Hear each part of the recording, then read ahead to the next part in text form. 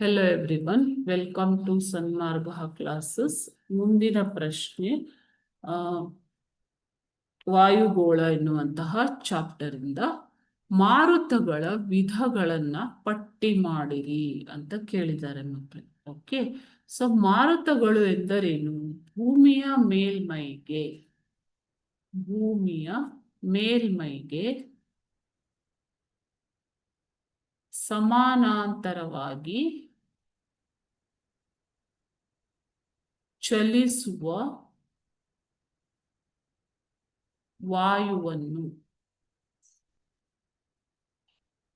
ನಾವು ಏನಂತ ಕರಿತೀವಿ?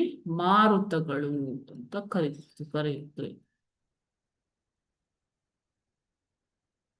ಭೂಮಿಯ ಮೇಲ್ಗೆ ಸಮಾನವಾಗಿ ಚಲಿಸುವಂತಹ ವಾಯುವನ್ನ ಮಾರುತಗಳು ಎನ್ನುತ್ತೇವೆ. ಸೊ ಇವುಗಳಲ್ಲಿ ಪ್ರಕಾರಗಳು 4. ಯಾವುದು? ನಿರಂತರ ಮಾರುತಗಳು, ನಿಯತಕಾಲಿಕ ಮಾರುತಗಳು, ಸ್ಥಳೀಯ ಮಾರುತಗಳು, ಆವರ್ತ ಮತ್ತು ಪ್ರತ್ಯಾವರ್ತ ಮಾರುತ.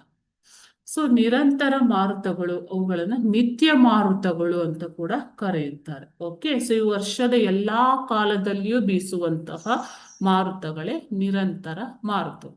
ನಿಯತಕಾಲಿಕ ಮಾರುತಗಳು ಅಂತಂದ್ರೆ ಏನು? ನಿಯತಕಾಲಿಕ ಅಂತಂದ್ರೆ ಋತುಮಾನ ಮಾರುತಗಳು. ಸೊ ಋತುಮಾನಕ್ಕೆ ಅನುಸಾರವಾಗಿ ಬೀಸುವಂತಹ ಮಾರುತಗಳು, ವರ್ಷದ ಬೇರೆ ಬೇರೆ ಕಾಲದಲ್ಲಿ ಬೇರೆ ಬೇರೆ ದಿಕ್ಕಿನಲ್ಲಿ ಇವು ಬೀಸುತ್ತವೆ. ಮಾನ್ಸೂನ್ ಮಾರುತ ಇರಬಹುದು. ನಿಯತಕಾಲಿಕ ಮಾರುತಗಳಿಗೆ ಇದು ಉತ್ತಮ ಉದಾಹರಣೆ ಆಗಿದೆ. ಭಾರತದಲ್ಲಿ ಕಂಡು ಬರುವಂತಹ ಮಾನ್ಸೂನ್ ಮಾರುತ. ಓಕೆನಾ? ಮಳೆಗಾಲದಲ್ಲಿ ಮಾತ್ರ ಬರುವಂತ ಅಂತ ಮಾರುತಗಳನ್ನ ನಿಯತಕಾಲಿಕ ಮಾರುತಗಳು ಅಂತ ಕರಿತೀವಿ.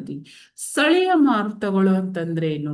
ಸ್ಥಳೀಯ ಮಾರುತಗಳು ಅಂತಂದ್ರೆ ನಿಯತಕಾಲಿಕ ಮಾರುತಗಳು ಸ್ಥಳೀಯ ಉಷ್ಣಾಂಶ, ಒತ್ತಡ ಮತ್ತು ತೇವಾಂಶಗಳಲ್ಲಿನ ವ್ಯತ್ಯಾಸಗಳಿಂದಾಗಿ ಸ್ಥಳೀಯ ಮಾರುತಗಳು ಉಂಟಾಗುತ್ತವೆ.